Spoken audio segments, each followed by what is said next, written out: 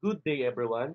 So, what I'm going to discuss for today is about the 9 e-learning activities to include in your e-learning course design. According to Christopher Papas, successful e-learning courses include a vibrant mix of e-learning activities that cater to different learning preferences, from online discussions that build teamwork skills to interactive problem-solving scenarios. All of this strive to immerse online learners in the environment and help them truly connect with the e-learning content. I will discuss the 9 quintessential learning activities that you should include in your e-learning course design.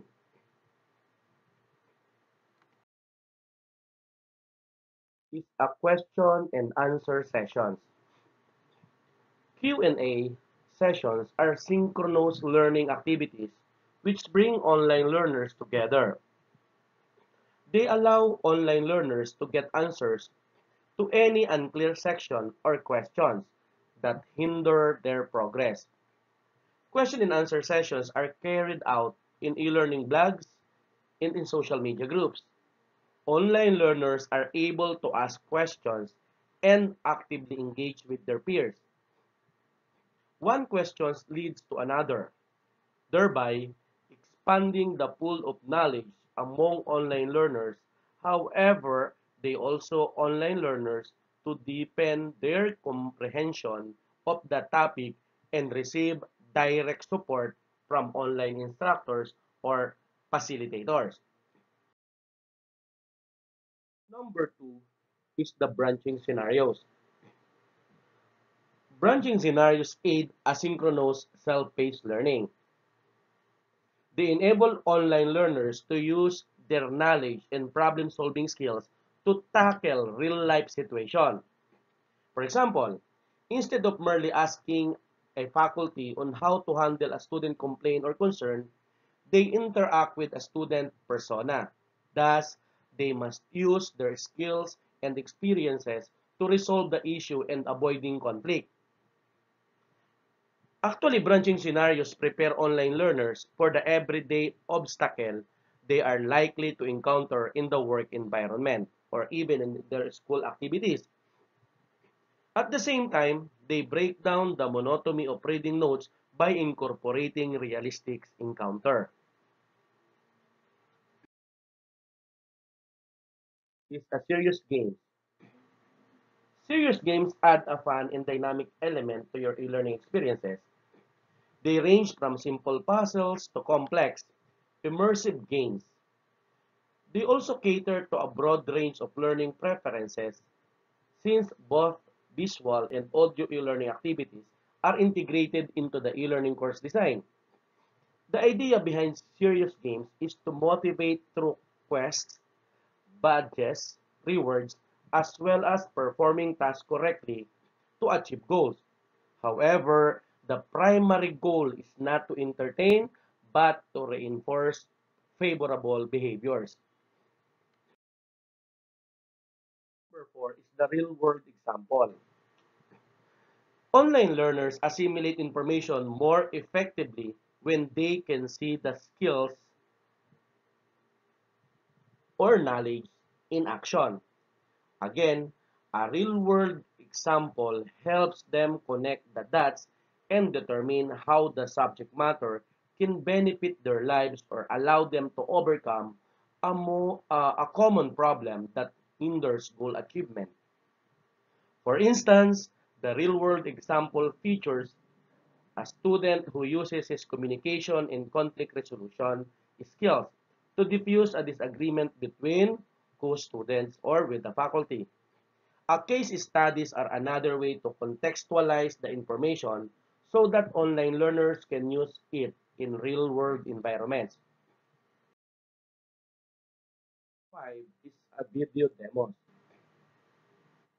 In most cases, video demos feature step-by-step walkthroughs or, of course, for example, in a company or product highlights, no? Or an institution highlight or a school highlights. Online learners are able to observe the desired behavior and skills in action and mimic them in the real world. Demos also allow them to identify areas for improvement. For example, they realize that they've been missing a steps in a complicated work process or the activity process as a hands-on activity, or that they misinform uh, students about a, for example, a subject requirements or usage of instruction. Video demos tend to be the most effective delivery method. However, you can also use e-learning infographics, online training tutorials, and other interactive formats to model the behaviors. In some cases, cartoons are a viable option. Online discussion. It is humanly impossible for online learners to meet in a coffee shop or classroom in whole group discussion. However, this does not rule out the possibility of holding group discussions online that facilitate peer-based interactions. Virtual brainstorming sessions permit online learners to tackle topics and challenges from their devices via e-learning blogs, online discussions, and social media groups. You may want to have a moderator on hand to ensure that everyone stays on topic and respects the viewpoints of others. Of course, the e-learning assessment. And we need to accept the fact that no course is complete without e-learning assessments to evaluate learner performance and progress. Start with pre-exams, right? Or pre-assessment to gauge how much they know and their level of comprehension or understanding with your subject matter. So we need to assess our student first. Then conclude every e-learning module or activity with a follow-up online assessment to identify how much they've learned and how they should move forward. For example, additional skills they need to acquire or sections they should revisit to clarify misunderstandings. E-learning assessments also allow you to pinpoint areas of the e-learning course that needs some work, such as modules that cause cognitive overload and don't help online learners assimilate the takeaways. It is simulation. Simulation is another type of e-learning activity that imparts real-world experience minus the risk. For example, online learners complete a virtual task using all the skills, knowledge, and resources they have at their disposal. Thus, they are better equipped to handle challenges that arise in the workplace and improve their job performance. Okay? The secrets to successful simulation is immersion. Learners must feel like they're part of the action, not merely passive observers. Include realistic images, sounds, and dialogue to form an emotional connection and make it more relatable.